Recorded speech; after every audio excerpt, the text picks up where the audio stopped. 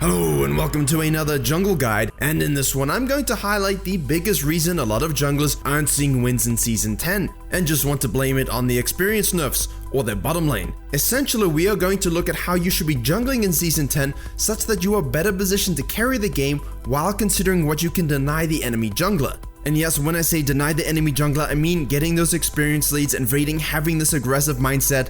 Essentially, this one mistake that people are making translates to many smaller mistakes, and that is preventing you from winning games. And with this video, I hope to help you fix that. It's not something that's totally obvious to lower and mid MMR players, but it's something that high elo players will do every single game. And so we will follow these bad examples with two good examples, showing you how to fix that mistake and put yourself in the position to be a raw spot jungler, the alpha carry. So as always, if you like the fancy effects and Season 10 jungle guides, please consider clicking the like button and of course subscribing. Now, as most of you know from stream, I like to relax on the smurf with some Zyra jungle, but that automatically puts me at a matchup disadvantage in 1v1s and river objective control.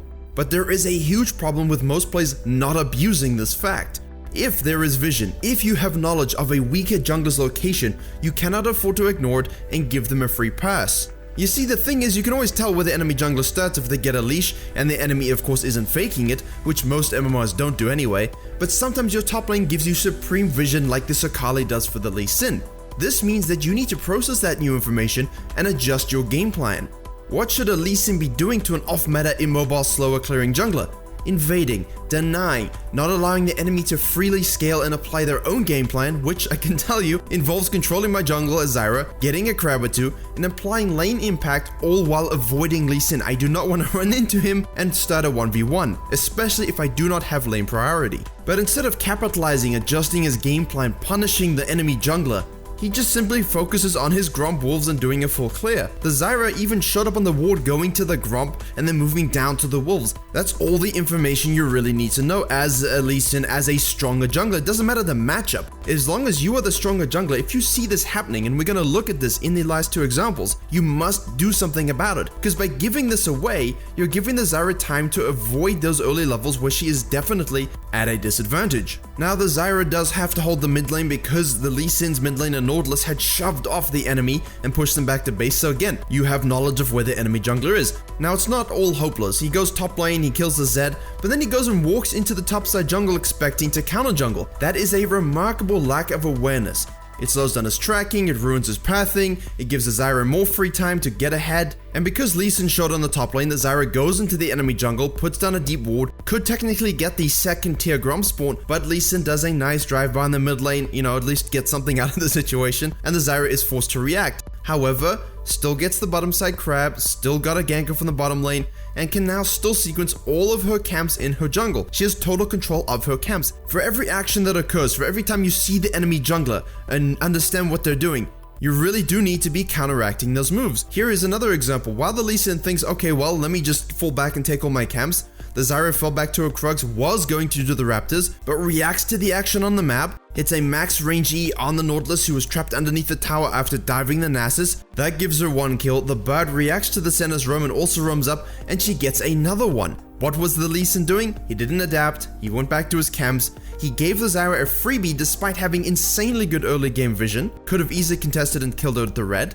and he's not abusing the fact that he has mid lane prior because of the Nautilus. And you'll see that this great inaction, we can call it, laid the foundation for objective and river control that would basically allow the Zyra's team to win the game. And the reason we're focused on the hyper early game here is because that's when jungling decisions can have the biggest impact, especially if you aren't the one who scales. The thing is though, as a jungler, your goal isn't only to gank and to secure objectives, it's also to control the enemy jungler. Deny them, stifle them, frustrate, tilt, irritate them. You want your laners to not be concerned about ganks because you've made the enemy jungler feel like you're checking him for a hernia, and especially if you want to play to your own team's win condition. We have a very brief second example of a similar type of game where I got a complete freebie, but this time as an Ornn versus Kha'Zix. And as you can see, and as I said on stream, I do not like these weird invades as a weaker jungler because against good players in Masters Plus, you're going to get counter jungled and suppressed if the enemy knows what you're doing. If they have any concept or idea of what you actually want to do as a weaker jungler,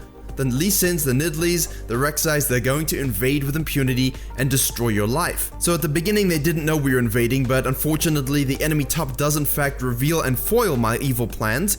And basically at this stage, one would assume the enemy might collapse on you, so you do have to play it safe as the enemy jungler trying to steal a red buff, and thus you assume your bottom side jungle is probably gone. Stronger enemy jungler, it's a Kha'Zix, you don't want to hang around, you move to the top lane, but you hug the wall as you leave the red bush so that the vision you saw that was placed doesn't detect you. Nice little trick there. And then you can move through the tri bush and onto your blue. But the fact that you don't actually show up means that you could actually be going to the raptors, and the enemy jungler should think, hey, well, I have more time to go and counter jungle, or I could even go and collapse on the Ornn at the raptor camp, and that's why that pathing is very important if you're the one that's trying to get in and get out. Now, the Ornn had left a ward down just to see the enemy Kha'Zix's pathing, and you can imagine the surprise when the Kha'Zix shows up almost confused that his red is gone. He shows up after doing blue and gromp into the red, kind of going, oh, I wanted level 3. If you are the Kha'Zix in this situation, you must invade, you must steal the red, you must deny. You have vision on the lanes, if they rotate you get out, that does suck, but that's also the reason you can place your trinket ward early, go back to base and get the scanner before the first buff spawns so you can scan as you approach and see if they would have detected you. This is a mid-ish MMR game around mid to high plat. There's a very high chance the enemy team isn't going to collapse on you without their jungler when you go and steal the red, and as you can see, there's definitely no vision down. And this is the big point, because catch-up experience is gone. When you can counter jungle without losing anything, you suppress the enemy jungle's experience gains to such a huge level that you should be able to keep that experience lead, provided everything goes smoothly, and then translate that into lanes, into ganks, into dragons. So as you can see, it gives an absolute free pass to an enemy jungler who was spotted invading and should be punished and denied and suffocated out of the game. But most players just do not do this. Even though Kha'Zix gets a gank off on the top side, the Ornn has recovered, 3-buffed the enemy jungler, gets a gank off on the mid lane, and then stops the Kha'Zix from his cleanup gank, and then kills the Kha'Zix who doesn't have his flash.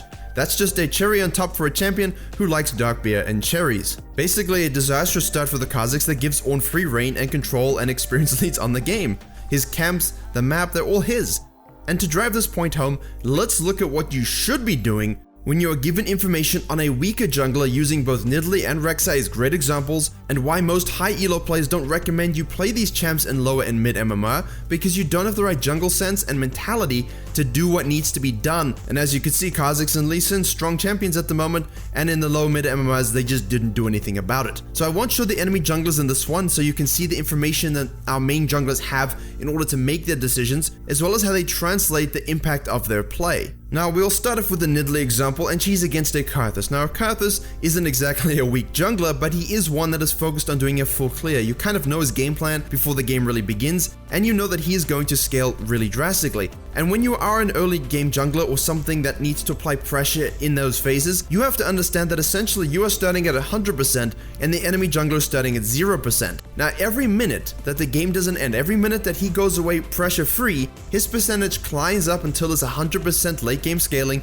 and yours goes from 100 closer to 0 as the game gets out of your win condition. And so every time you give away time to an enemy jungler that scales, you're giving them free percentage points into their win condition. Now you know the Kha'Zix is going to start on his blue, but the deep vision that was achieved by a cheeky invade does give the Nidalee 100% confirmation of this. And you can see her actions, blue into gromp, into invading the red buff, because she knows she can do it before Kha'Zix arrives, and the fact that she will get level 3 from it. In the Kha'Zix's case, he knew the Ornn was on the top side. There was literally no risk from the enemy jungler showing up because they couldn't rotate that quickly, nor have the HP necessary to combat you should you meet up. And this is showing you exactly what the Kha'Zix should have done. Now the fact that our Nidalee main here, who is actually almost Grandmaster and does one trigger, misses a point blank spear, that's okay because it lets us drive home yet another point from this example. Even though she's lucky to survive, the Kha'Zix does flash out. Now let's assume in this case that the enemy jungler escaped you and you hit all your spells, it's just unfortunate.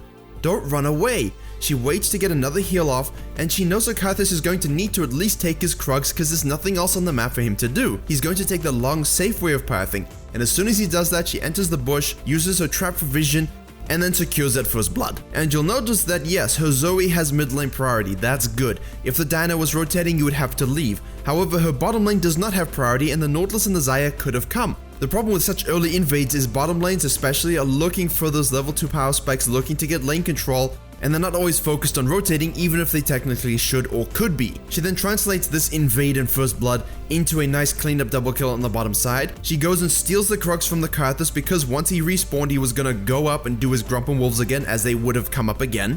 She then falls back into her own jungle, takes her second tier Grom, takes her second tier Wolves, gets control of her red buff and her Krugs, ignoring the Raptors because they can be a little hard to take when you don't have a lot of resources as a Nidalee and champions like that. So she 3-buffed the Kha'Zix, got a gank on the bottom lane, secured her entire jungle, denied him first camps on Krugs as well. She has the lead, she has the dominating personality, and from there you want to keep invading, keep stealing buffs, keep the lane pressure up. You don't stop and go home. The experience that the Kha'Zix lost is just lost to time. There's no catch up, he's not getting that back in any way. And that's what the Kha'Zix should have been looking to do to the Ornn. In this situation, we have a rek'sai jungle, this one is actually me, and on the enemy team a Mundo.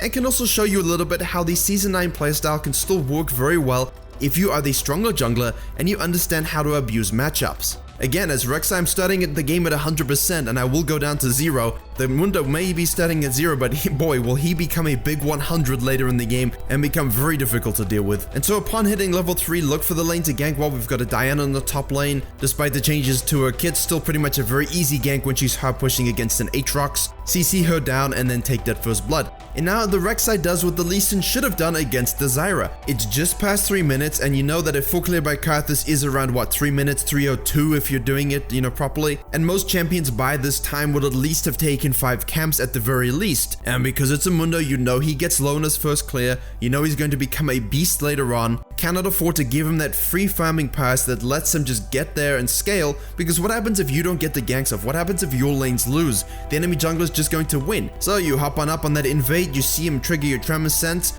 you wait 1 little second so he gets distracted while shopping going back to base, he burns his flash, you still have yours up, chomp him down, and that's another kill. Much like the Nidalee, get yourself fed on the enemy jungler, invading, keeping them out of the game. And the Lee Sin just didn't do that with the Zyra. The Zyra was 3-0 and the Lee Sin was just 1-0-0, and when he was behind an experience and farm. The rek'sai here is doing what should be done.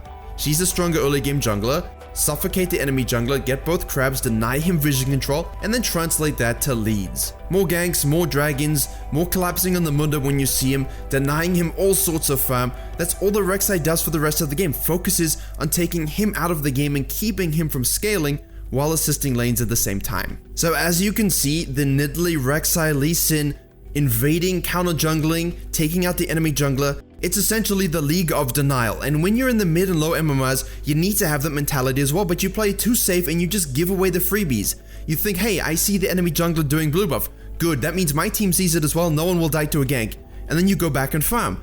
No, you see from the Nidalee and rek'sai examples the behavior you need to have against weaker junglers in terms of denying them their own existence. Please stop making this mistake and you will climb much easier. You will have a better time winning in Season 10 because Season 10 will reward better junglers who suffocate the enemy while also finding the time to gank lanes. In essence, the one thing that's keeping you from winning is passive mindsets and not denying the enemy jungler. Thank you very much for watching. I hope you were able to enjoy and learn something. Please do like, share, and comment if you did. It really helps the channel. We always like to get around 1,000 likes. Please subscribe for more Season 10 jungle videos coming very soon. And as always, I will see you all in the next tutorial.